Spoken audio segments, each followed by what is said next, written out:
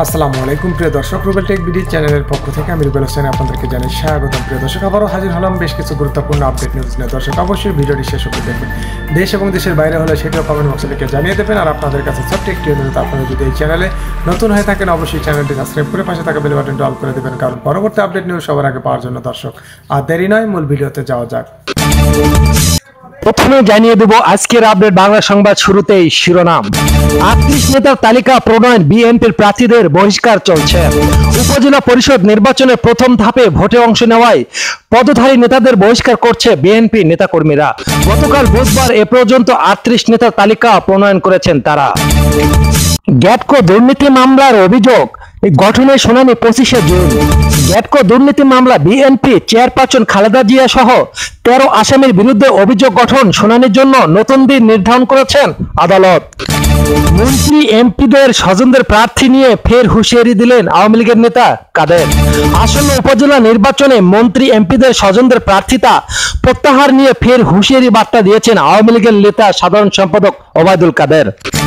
ওবায়দুল কাদেরের দাবি, দেশ বিদেশি চক্র নির্বাচিত সরকারকে হটানোর চক্রান্ত করছে তারা। নির্বাচিত সরকারকে হটাতে দেশ বিদেশি চক্র নানান চক্রান্ত করছে বলে মন্তব্য করেছেন আওয়ামী লীগের সাধারণ সম্পাদক ও সড়ক পরিবহন সেতুমন্ত্রী ওবায়দুল কাদের। আওয়ামী লীগের সমাবেশ স্থগিত।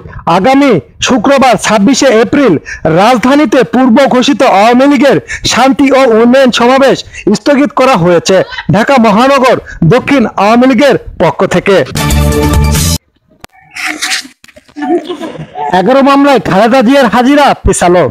বিএনপির চেয়ারপারসন খালেদা জিয়ার বিরুদ্ধে নাশকতা ও রাষ্ট্রদ্রোহের অভিযোগ করা 11 মামলায় হাজিরার জন্য নতুন দিন ধার্য করেছেন আদালত। বিএনপি জামায়াত নেতারা দ্বিতীয় ধাপে প্রার্থী হলেন। দ্বিতীয় ধাপের উপজেলা পরিষদের ভোটে বিএনপি জামায়াতের নেতারা মনোনয়নপত্র দাখিল করেছেন। এর সংখ্যা অত্যন্ত 30 জনের মতো। দুঃশাসন প্রতিরোধ জনগণ বলিয়ান হয়ে উঠেছে, যা বললেন মির্জা ফখরুল। বিএনপি মহাসচিব মির্জা ফখরুল ইসলাম আলমগীর বলেছেন, সরকারের জুলুম বন্ধ না হলে দেশ চরম নৈরাজ্যের নিপতিত হবে। সরকারের ভয়াবহ দুঃশাসন ও প্রতিরোধ জনগণের আন্দোলন গড়ে তুলতে হবে। ব্যর্থ রাজনীতির পথে হুঁচট খেয়ে বিএনপি এখন পর্যদুস্ত, যা বললেন ওবায়দুল কাদের। ব্যর্থ রাজনীতির ধারায় হাঁটায় হুঁচট আর ঝাঁকুনির প্রকোপে বিএনপি এখন পর্যদুস্ত বলে মন্তব্য করেছেন আওয়ামী লীগের সাধারণ সম্পাদক ওবায়দুল কাদের। বিএনপি পন্থী আইনজীবী ফোরাম থেকে ব্যারিস্টার খোকনকে অব্যাহতি। এতক্ষণ শুনছিলেন সংবাদ শিরোনাম, এখন থাকছে বিস্তারিত আলোচনা। 2021 সালের ডিসেম্বরে র্যাবের উপর যখন আমেরিকা স্যাংশন দেয়, তখনই কাঁঠাল রানী বুঝে গেছিল যে এইবার বাঘ তার পিছে লাগছে, না খাইয়া ছাড়বে না। সেই সময় থেকে আত্মরক্ষার জন্য হাসিনা দুই ধারী কৌশল নিছে। প্রথমত, যে করেই হোক একটা পাতানো নির্বাচন করে ক্ষমতায় থেকে যাওয়া। কিন্তু তার অত্যাচারের হাতিয়ারগুলি যদি আমেরিকা দিনে দিনে জয় বাংলা কইরা দেয়, তাইলে সে ক্ষমতায় নাও টিকা থাকতে পারে। তাই তার বিকল্প কৌশল হইল দেশ থেকে ভাইগা গিয়া কিভাবে অন্য দেশে বিশাল টাকা পয়সা নিয়ে দীর্ঘস্থায়ী হইয়া থাকা যায় তার বন্দোবস্ত করা। নিজে একা ভাইগা যাওয়া না, সে তার পোলাপানদের নিয়েও ভাইগা যেতে চায়। তাই সে পোলাপানদের ব্যবস্থাও সে কইরা রাখতেছে। তো এই নিয়ে সে কি কি অপকৌশল নিছে, আসেন সেটা আমরা দেখি। আমরা তার অপকৌশলের যে প্রথম অংশটা, সেটা কিন্তু র্যাবের স্যাংশনের পর থেকে দেখতেছি। বিরোধী দল আর বিরোধী মত দমন করার জন্য সে নির্বিচারে লক্ষ লক্ষ মানুষকে ভুয়া কেস দিয়া জেলবন্দি করে রাখছে, কিংবা এক আদালত থেকে আর এক আদালতে ঘুরাইতেছে। একটা বিখ্যাত পত্রিকা নিউ ইয়র্ক টাইমস একটা বিশাল প্রতিবেদনের মাধ্যমে এটা সারা দুনিয়ারে জানাই দিছে। আর একটা জিনিস কয়ে রাখতেছি, এই 20 তারিখের পর থেকে দেখেন হাসিনা কি করে। সব কয়টা অপোজিশন নেতারে সে জেলে ঢুকাবে, জেলে ঢুকানোর ব্যবস্থা করবে, এমনকি মির্জা ফখরুল সহ। আর তার আদালত আর পুলিশ ভাই ভাই হিসাবে এই অপকর্মগুলো করতেছে ভিন্ন মত আর অপোজিশন দমনে। আমরা এটাও দেখছি যে ডিজিটাল সিকিউরিটি অ্যাক্ট নামের একটা বিশ্ব নিন্দিত আইন চালু কইরা গণমাধ্যমের মুখ বন্ধ করে দেওয়ার চেষ্টা করছে আর আটক করছে হাজার হাজার মানুষকে। তার মধ্যে এমনকি আছে কয়েকশো শিশু কিশোর। চিন্তা করে দেখেন, সামাজিক যোগাযোগ মাধ্যমে কাটাল রানী তার বাপ মা কিংবা তার সিরা পোলা ওই যে জয় কুত্তে নিয়ে বসে থাকে না ডাকাত এটা, আর অপদার্থ স্বামী পরিত্যক্ত মাইয়া পুতুল, এগুলারে নিয়ে সামান্য ব্যতিক্রমী মন্তব্য করলেও কটূক্তির অভিযোগে তারে ধরে নিয়ে যাওয়া হয়েছে। আরে এক পুলিশ মারা গেছে, তার কইছিল আলহামদুলিল্লাহ, সেটা তো তারা ধরে নিয়ে গেছে। আরে আশ্চর্য ব্যাপার। এইসব দুষ্কর্মের এটাই উদ্দেশ্য, যাতে কইরা আর একটা নিশিরাইতের ভোটের আয়োজন কইরা সে ক্ষমতায় থাইকা যেতে পারে। কিন্তু তার ভাগ্য আসলেই খারাপ। কেন? কারণ হইতেছে আমেরিকা যে গণতন্ত্র, নির্বাচন, মানবাধিকারের বিষয়ে এতটা শক্ত অবস্থান নেবে সেটা আগে সে আন্দাজ করতে পারে না। সুতরাং এখন সে বুঝতে পারতেছে যে তার দিন সম্ভবত শিগগিরই জয় বাংলা হইয়া যাবে। তার পুরো আমলে সে দেশের বিভিন্ন ব্যাংক বা আর্থিক প্রতিষ্ঠানে চুপুর মতো চোরদের বসাইছে এবং বাংলাদেশ ব্যাংকে ওই যে রাখাল বালক বলে পরিচিত আতিউরের মতো এক অর্থ সন্ত্রাসীর গভর্নর বানাইছে, যাতে করে বিভিন্ন ব্যাংকে সাধারণ মানুষের জমা করা হাজার হাজার কোটি টাকা সে পাচার করতে পারে এবং করেছেও। এবং বাংলাদেশ ব্যাংকের রক্ষিত বৈদেশিক মুদ্রার রিজার্ভের একটা বড় অংশ অভিনব ডাকাতির মাধ্যমে বিদেশে সরায় নেওয়ার চেষ্টা করছে। এটা নিয়ে কয়েকদিন আগে একটা ডকুমেন্টারি হয়েছে বিদেশে। এই যে এটা আপনারা নিশ্চয়ই লক্ষ্য করেছেন যে আমেরিকা কাটারানের উপরে স্ক্রু বেশি করে টাইট দিতেছে। সেই কারণে সন্ত্রস্ত হইয়া সম্প্রতি কাটাল রানী আরো বেশি বেপরোয়া হইয়া পড়ছে, লুটপাট আর টাকা পাচার বাড়াইয়া দিছে। বিশেষ ব্যবস্থায় সালমান এফ রহমানকে মানে ওই দফেশ বাবারে 2200 কোটি টাকা ঋণ দিছে, যেটা তার নিজের ভোগে যাবে। আসলে তার অর্থ পাচারের একজন শীর্ষ এজেন্ট হচ্ছে এস আলম। তার মাধ্যমে সে এস আলমের মালিকানাধীন একাধিক আর্থিক প্রতিষ্ঠান থেকে কিছুকাল আগে কয়েক হাজার কোটি টাকা লোপাট করে দিচ্ছে। হাইকোর্ট যখন এই বিষয়ে তদন্তের নির্দেশ দিল, তখন তার এক পাঁচাটা তথাকথিত বিচারপতি এবং চেম্বার জজ এনায়েতুর রহিম, যে নিজেকে বলছিল শপথবদ্ধ রাজনীতিবিদের, শুনেন ঘোষণা দিচ্ছে, কিন্তু আমি বিচারপতি যখন একটি শপথ বাক্য পাঠ করি, এই সংবিধানে যা বাইরে যাওয়ার আমার কোনো সুযোগ নেই। এবং আমি প্রায় সময় বলি, বারবারে বলি, সুযোগ পেলেই বলি যে আমরা বাংলাদেশের বিচারপতিরা আমরা হলাম শপথবদ্ধ রাজনীতিবিদ, যার মাধ্যমে এস আলমের বিরুদ্ধে এই তদন্ত সেই ইলেকশন পর্যন্ত স্থগিত করে দিছে। এই এনায়েতুর রহিম আঙ্কেরের সাথে পলিটিক্স করতো, মানে আঙ্কের সিনিয়র ছিল, ওর ছোট ভাই আমগের সমবয়সী আর কি, ওই ইকবালুর রহিম। তো যাই হোক, আজকে আলাপ না করি, তবে উই করলে একটা জাউরা ওরা ধরুন নি আর একটা এপিসোডে আসিচ্ছি। হ্যাঁ, এনায়েতুর রহিম তোমারে ধরবো, ধারাও। হ্যাঁ, তুমি কি করিস? তুমি ভাবছো স্যারে দিব তোমারে? কিন্তু এই যে কাজটা করিছে, যে এই যে এস আলমের তদন্ত স্থগিত কইরা, এই কাজটা হইল সম্পূর্ণভাবে আইন বিরোধী। কারণ 2000 সালে সুপ্রিম কোর্টের একটা রায়, যার নাম ছিল জাকারিয়া বনাম পিন্টু, এইভাবে কিন্তু মামলাগুলোর নাম হয়, তাতে তদন্তকারী প্রতিষ্ঠানের তদন্ত বন্ধ করা বেআইনি ঘোষণা করা হয়েছিল। এনায়েতুর রহিম, আইন শিখিছ? বালের আইন শিখিছ তুমি? বাল শুন। কিন্তু মুজিবিস্তানে আইনি কি আর বেআইনি বাকি? এই দেশ এখন হাসিনার ইচ্ছে চূড়ান্ত আইন, কারণ হাসিনা তো রানী, দেশের রানী। আর পুলিশ, উচ্চ নিম্ন সকল আদালত, স্বরাষ্ট্রমন্ত্রী, আইনমন্ত্রী, দুদকের কর্তা ব্যক্তিরা সবগুলা দুষ্কৃতকারী সংঘবদ্ধভাবে মাফিয়া প্রতিষ্ঠানের মতো হাসিনার অসৎ উদ্দেশ্য বাস্তবায়নে নিরন্তর 24 ঘন্টা কাজ করতেছে। অবশ্য বিদেশের টাকা রাখা নিয়ে কাটাল রানীর পরিবার এবং আওয়ামী পাচারকারীরা সম্প্রতি বড় ধরনের সমস্যায় পড়েছে। কয়েক মাস আগে আমরা বিভিন্ন সংবাদ মাধ্যমে জানলাম যে আমেরিকা থেকে বিরাট পরিমাণে রেমিটেন্স বাংলাদেশে আসতেছে, আর সুইজারল্যান্ডের ব্যাংকে বাংলাদেশিদের রাখা অর্থের পরিমাণ বিপুলভাবে হ্রাস পাইছে, তাই না? পশ্চিমা দেশগুলোতে আর টাকা রাখার নির্ভরযোগ্য স্থান তারা বিবেচনা করতেছে না, কারণ তারা জানে ওই টাকা জয় বাংলা হয়ে যাবে, আমেরিকা ওগুলা খায়া ফেলবে। তাই ওইসব দেশ থেকে অন্যত্র তারা টাকা পয়সা সরাই ফেলতেছে বিভিন্ন জায়গায়। সম্প্রতি সিঙ্গাপুর আর দুবাইতে পাচার বিরোধী অভিযানের কারণে এই সমস্ত লুটেরাদের চান্দি গরম হয়ে গেছে। তবে একটা নয়া খবর পাইছি আর কি, সোর্স জানবেন না, মানে কিন্তু নির্ভর করার মতো, মানে আমি নির্ভর করি আর কি। কি সেটা? আমি যেটা জানিছি সেটা হইতেছে পশ্চিমা বিশ্বের বিভিন্ন দেশের বাণিজ্যিক ব্যাংকে কিংবা ইনভেস্টমেন্ট ব্যাংকে রাখা আছে যে সমস্ত বাংলাদেশ থেকে টাকা, চুরি করা টাকা না, ওগুলো ফ্রিজ করে ফেলা হয়েছে অলরেডি, এবং এইসব অ্যাকাউন্টের মালিকদের সাথে ব্যাংকগুলো যোগাযোগ বন্ধ করে দিচ্ছে। আর একটা তথ্য আমরা বিভিন্ন সূত্রে জানতে পারছি, যে যেটা আমরা প্রমাণ করার চেষ্টা করতেছি, আর সেটা হইতেছে কাঁঠাল রানী আর তার সাঙ্গপাঙ্গরা হংকং, কাতার আর বেলারুশে তাদের পাচার করা অর্থ স্থানান্তর করতেছে। কাঁঠাল রানীর সামনে আর একটা বড় সমস্যা হইল যে তার তারসিরা পোলা জয় ডাকাত যে কুত্তা নিয়ে বসে থাকে, আর তার অপদার্থ অকর্মণ্য মাইয়া পুতুল তারে বিদেশে কিভাবে নিরাপদ স্থানে সেটেল করবে। মনে রেখে এই পোলা মাইয়া কিন্তু তাদের বাপের জানাজাতেও আসে নাই, তাই না? হাসিনা যখন G20 সম্মেলনে দিল্লি গেল, সেই মুহূর্তে ভারতীয় সংবাদ মাধ্যমে প্রকাশ পেল জয় ডাকাতের এস আলমের কাছ থেকে 1500 কোটি টাকা ঘুষ নেওয়ার সংবাদ। কয়েকদিন আগের ভিডিওতে তো দেখাইছে এটা, তাই না? তো এরকম দুষ্কর্ম তো সে একটা করে নাই, একের পর এক করে গেছে গত 15 বছর ধরে। তো তার এইসব কর্মকাণ্ডের তথ্য আমেরিকার আইন প্রয়োগকারী সংস্থাদের কাছে নাই, এই কথাটা ভাবার কোনো কারণ নাই। ওইটাতে হাসিনা ধরা খাবি, যে টাকা পাচার করিছে এটাতে হাসিনা ধরা খাবি, কারণ সে তো টাকা চুরি করিছে, এটা সবাই জানি আমরা। টাকাটা রাখিছে কই, ওটি দিয়ে ধরা খাবি হাসিনা। হাসিনা বুঝিচ্ছে না যে ওর উপরে কি ঝামেলা আসিচ্ছে, হাসিনা এটা বুঝিচ্ছে না। ও বুঝবি যেদিন পড়বি ওর মধ্যে। এমনকি যদি মনে করেন যে জয়ের বউ বাচ্চা তো আমেরিকান, তা বউরে নাকি তালাক দিছে বা ডিভোর্স হয়ে গেছে, জানি না সত্য মিথ্যা। সুতরাং জয় আমেরিকার নিরাপদে বসবাস করতে পারবে, তাহলে ভুলের স্বর্গে আছে। আমেরিকা আইনের দেশ, পশ্চিম আইনের দেশ।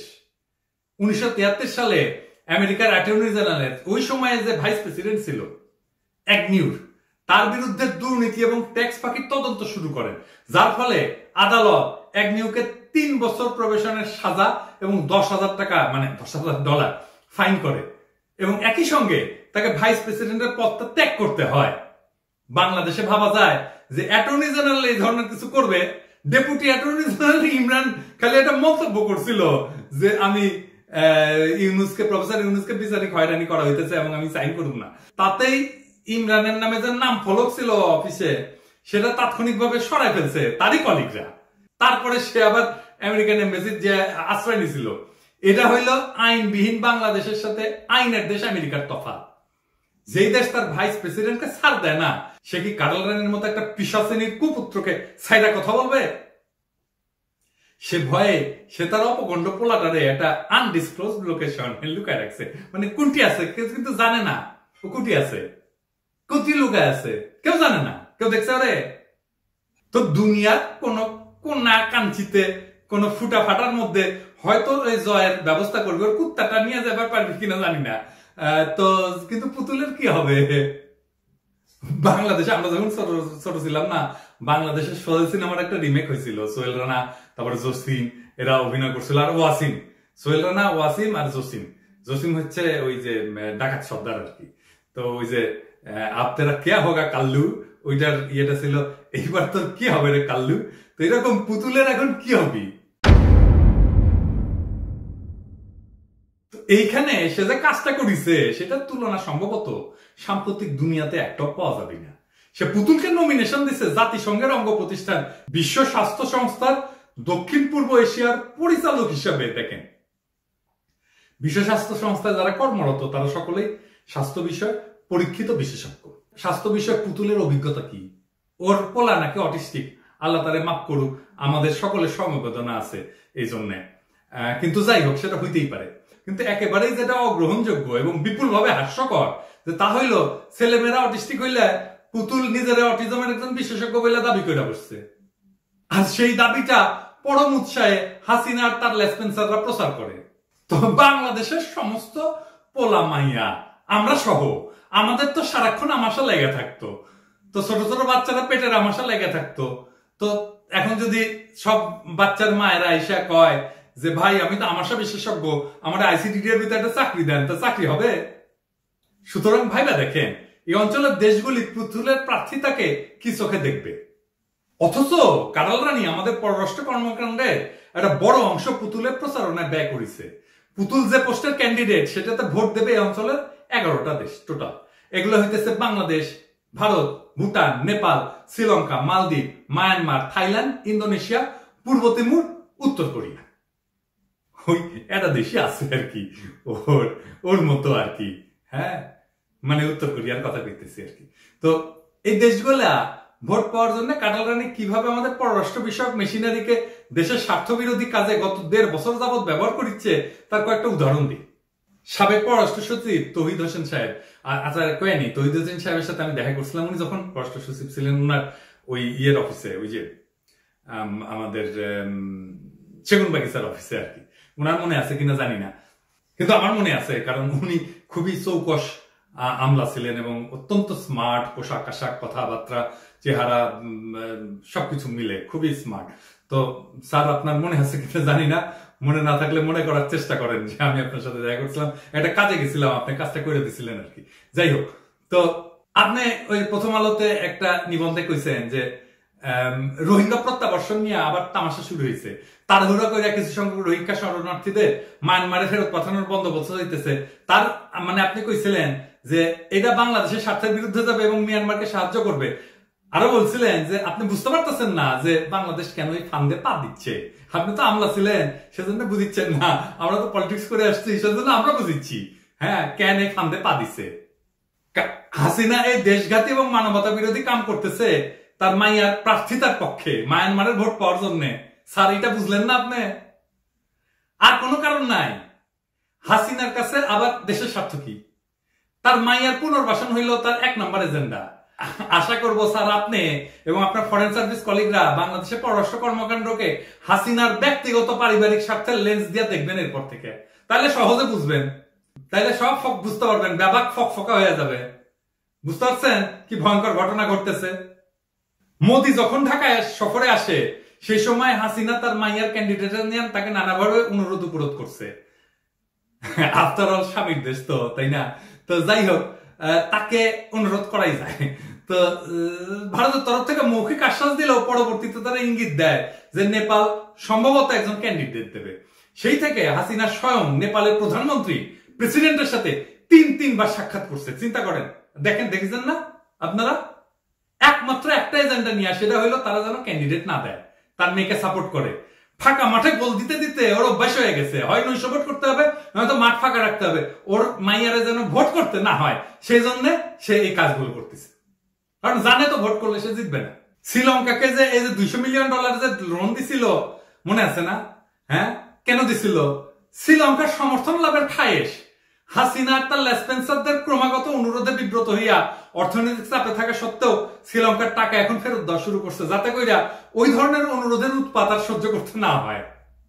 এর আগে হাসিনা তার আরেক লেসপেন্সার মুদাসের আলী, ওরে ওই যে বুরহান কবির আছে না, মোটা বুরহান কবির, এরকম একটা ভুড়িয়ালা, ওই যে ইনসাইডার করে, ওই মুদাসের আলীকে কইতো মাদারসুদ আলী।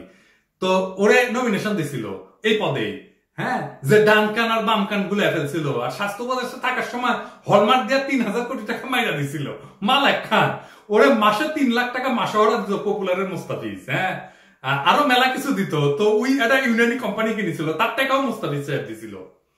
আর মোদাসেরের কাছে যে যাইতো আর কি, তারাই ধরে সকাম করে গালে চুমাইতো, বুঝছেন? আর আমি নিজে দেখছি পোলা মাইয়া কিছু মানতো না। আমি লম্বা ছিলাম জন্য আমার গাল পর্যন্ত পৌঁছাতে পারে নাই, পারলে আমাকে দিল নি একটা ওই সকাম করে একটা চুমা। তো ওই বিশ্ব স্বাস্থ্য সংস্থায় ভোট পাইছিল কয়টা জানেন? ভোট পাইছিল একটা। মানে তখন শ্রীলঙ্কার প্রতিনিধি দৌড়ে এসে বাংলাদেশের প্রতিনিধিত্ব বলে, ভাই আপনারা আমাদের ভুল বুঝেন না, আমরা কিন্তু আপনাদের ক্যান্ডিডেটকেই ভোট দিছি। তার মানে বাংলাদেশের প্রতিনিধি মুদাসসিরকে ভোট না দিয়ে অন্য দেশে ভোট দিছিল, বুঝেছেন তো?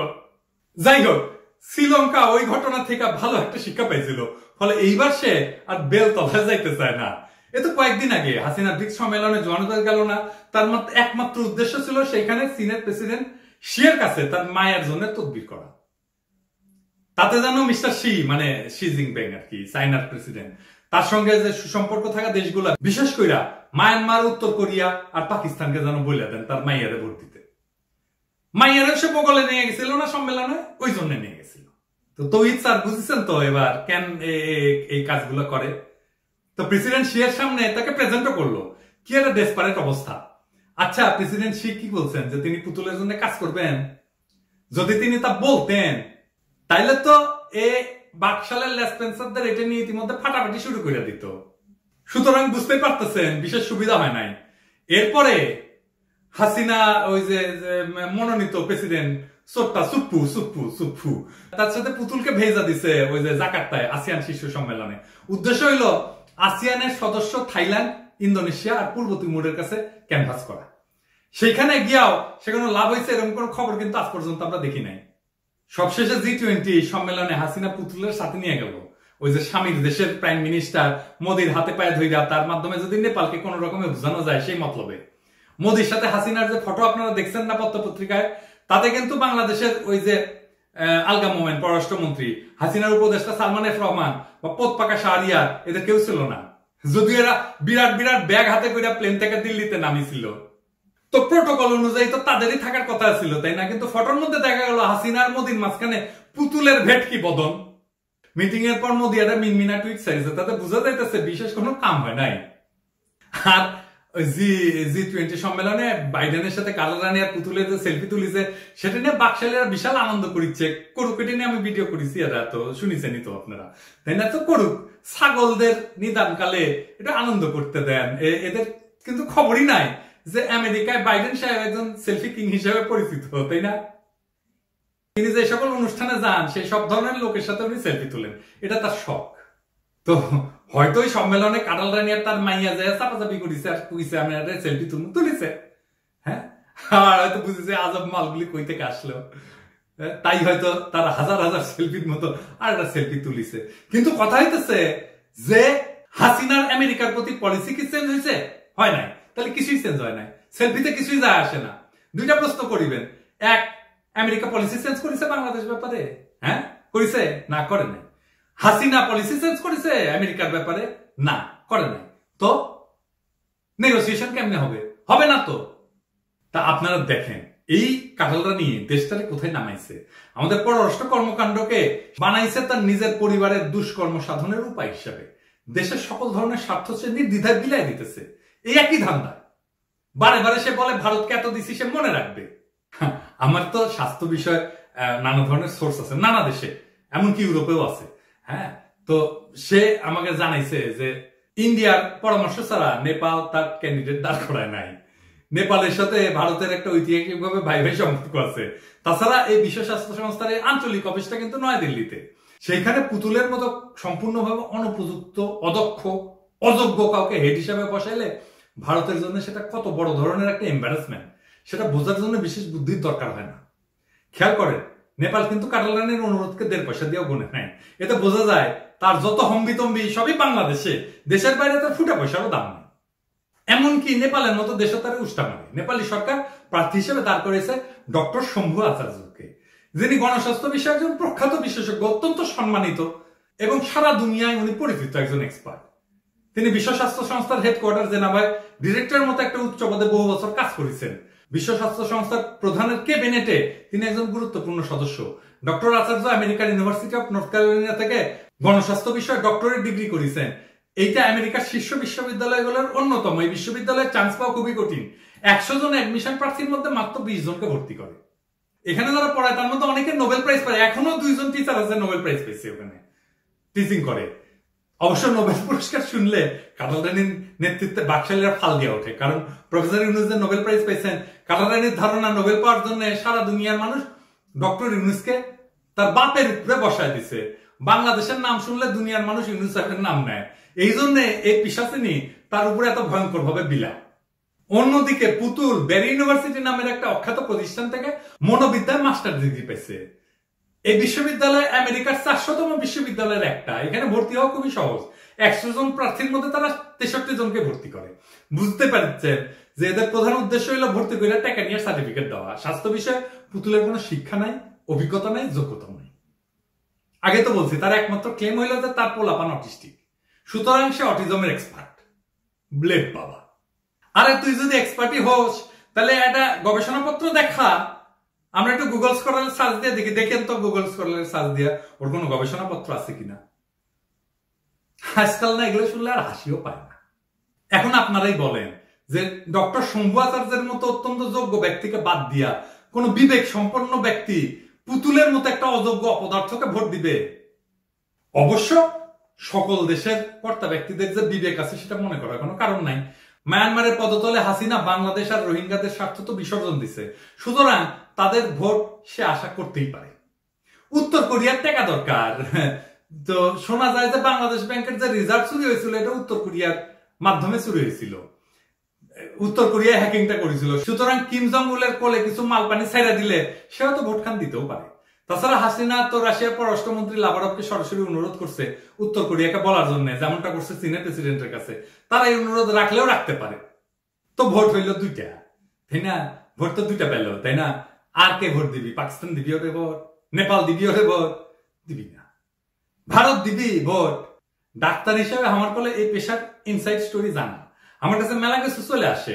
জেনেভা বিশ্ব স্বাস্থ্য সংস্থা কন আর কালেনস্কি ইনস্টিটিউট কন, আমার কলে অ্যাক্সেস আছে। আমি ওয়ার্ল্ড হেলথ অ্যাসেম্বলিতে পার্টিসিপেট করেছিলাম। নেপালের ডাক্তারেরা মূলত বাংলাদেশ থেকে পাশ করা, আমার তাদের বেশিরভাগের সাথে যোগাযোগ আছে। তাই আমার নানা সোর্স আছে গ্লোবালি হেলথ সেক্টরে।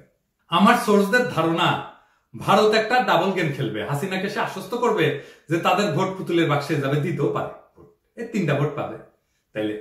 কিন্তু একটা বিশ্বশক্তি হওয়ার অ্যাম্বিশন যে ভারতের আছে সেটা যথেষ্ট ক্ষুণ্ণ হবে যদি দিল্লিতে পুতুল টাইপের একটা অযোগ্য ব্যক্তি একটা আন্তর্জাতিক সংস্থার আঞ্চলিক দপ্তরে প্রধান হিসেবে নির্বাচিত হয়।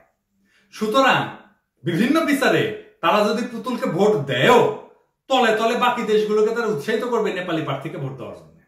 এটা কিন্তু হয়। তবে আমি কলে চাই পুতুল জিতুক, দিল্লিতে বিশ্ব স্বাস্থ্য সংস্থার অফিসে গিয়া খালি বসুক, তাকে পরিত্যাগ করা স্বামী মাসরুরের সাথে মিলে সে লুটপাট আর অবৈধ অর্থ পাচারে যে লিপ্ত ছিল, যার কারণে সে আমেরিকা বা কানাডায় থাকতে পারে নাই, এগুলির সব রেকর্ড আছে। সে দিল্লি থেকে পৌঁছালে এই কেসগুলো তোলা হবে। দিল্লিতে সে তার মায়ের প্রোটেকশন পাবে না, আর ক্রিমিনালেরা তো ডিপ্লোম্যাটিক ইমিউনিটি এনজয় করে না, ভারত চাইলেও তাকে রক্ষা করতে পারবে না। কি রকম একটা মাইন্ড ক্যাসিপার কথা চিন্তা করেন, ভোটে হারলেও হার, ভোটে জিতলেও হার। কিন্তু এই পিসাসের কাঁঠাল রানীর এই পুতুল নাচের মন্দ খেলায় বাংলাদেশের জাতীয় স্বার্থ আর আমাদের পররাষ্ট্র কর্মকাণ্ডের যে অসীম ক্ষতি হইল সেটা পোষাবে কে?